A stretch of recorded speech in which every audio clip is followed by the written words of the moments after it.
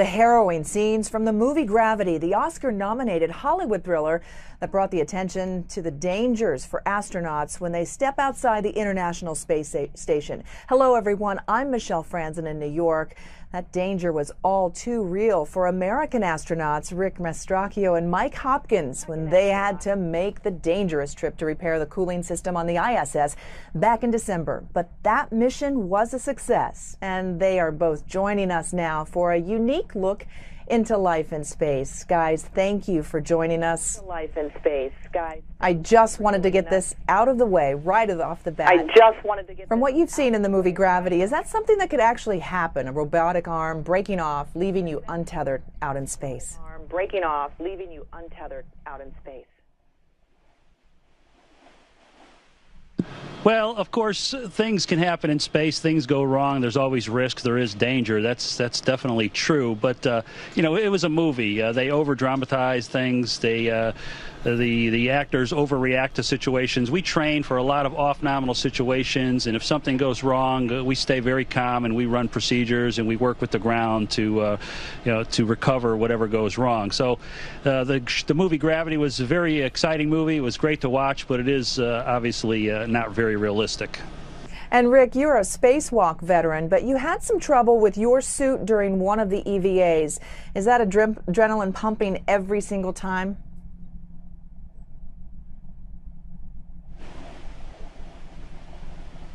Well, whenever you're out doing a spacewalk, you definitely have heightened alertness and heightened awareness of where you are and what you're doing. But you also remain very calm because, like I said, we trained this many times. I've done many spacewalks now. I've trained many times in Houston in the large swimming pool. So if something goes wrong, we have procedures. We work them with the ground, like I said before. And but every once in a while, something does get your attention. If you get an alarm on your suit or something goes wrong, it definitely gets your heart pumping a little bit. And Mike, want to ask you a question too. Do you ever get a chance to sort of take in the moment when you're out there, or are you just too busy and too nervous?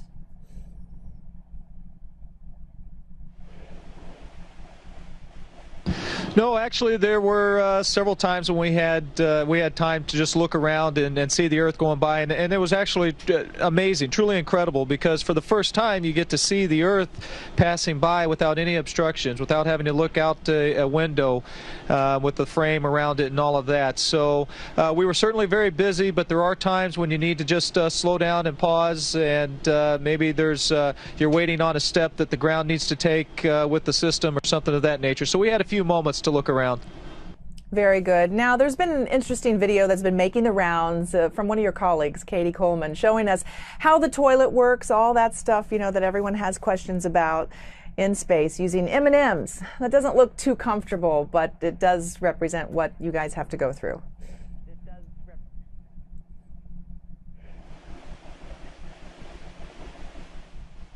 Is there a question?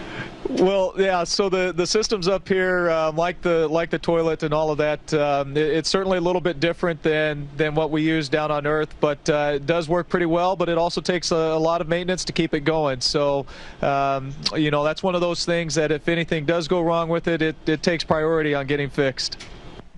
Now, of course, you've been out there doing all sorts of repairs, but there's also experiments you're doing up there for students on Earth. One of them involves an ant farm. What happens if those ants kind of escape that area?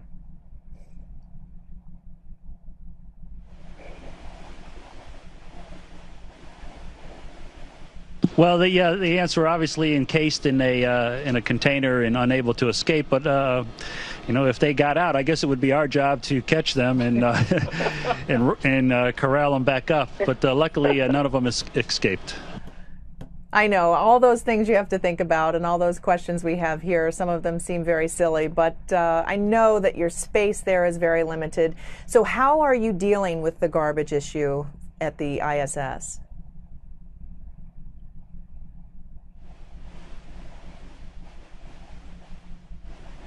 Yeah, actually, that's a fantastic question and very relevant to what just happened. So yesterday, we actually released the Cygnus Orbital 1 vehicle, and that vehicle, about a month ago, brought up a bunch of supplies. It brought up food, clothes, experiments, brought up the ants. But when it left yesterday, it took away all of our trash. And so it's a great day here on station because it's nice and clean. There's hardly any trash around. It smells really good, and actually, I think as we're speaking right now, Orbital 1 is probably getting close to going into the atmosphere.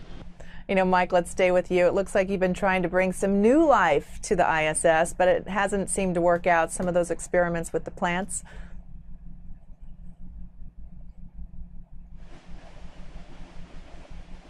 Yeah, that's right. I was able to bring a few seeds up with me, some pumpkin seeds, some sunflower seeds, and it's pretty amazing how easy it is to get them started, to get them to germinate. But then after that, unless you've got the right kind of light, unless you've got the right kind of food, it's not very easy to keep them going. And so that's been pretty tough. I can make them last for about 3 weeks to 6 weeks or so, but then after that they wilt away and die on me. Pushing those hydroponics. So can either of you describe an average day on board the ISS? Of course, we don't normally have a chance to go up there and see that. So give us an idea of what you guys go through on a daily basis.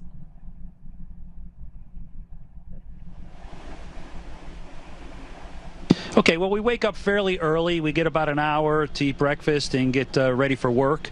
First thing in the morning after that is we have a meeting with the ground folks, and they kind of give us our schedule for the day. And that schedule will include 3 basic things: a lot of exercise, about 2.5 hours of exercise, a certain amount of maintenance of the space station if we have to do some maintenance on the toilet or any other systems. But the biggest part of it will be science. Today I was working in this glove box right here, burning small samples to see how fire and flames react in space or behave in space. So it's most of our day is set with experiments and science, but then of course we have maintenance and we have a lot of exercise so that we can walk when we get back to Earth. And back to Mike, you're about ready to come down in March, and your schedule could actually be moved up a little bit because of too much snow. What's going on with that?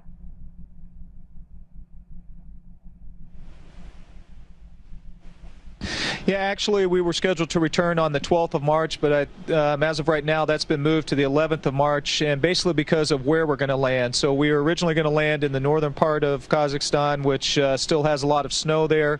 And so for the search and rescue folks and for all of those to be able to get us out of the vehicle safely once we touch down, we've moved to a southern landing zone. And just due to the orbital mechanics and all of that, that means we're going to depart the station a day earlier and land a day earlier. Well, you know, something like, I don't know, 1 billion people are watching the Oscars on Earth. Are we also going to have 2 viewers from space rooting for gravity, perhaps, for the Oscars?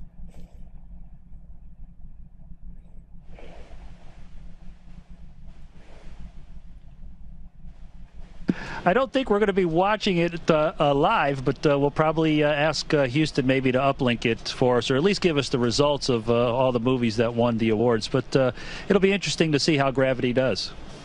Fantastic. Well, astronauts Rick Mastracchio and Mike Hopkins, thank you so much for joining us and giving us a unique look and a link to the International Space Station. You, of course, can get a complete recap right here on abcnews.com.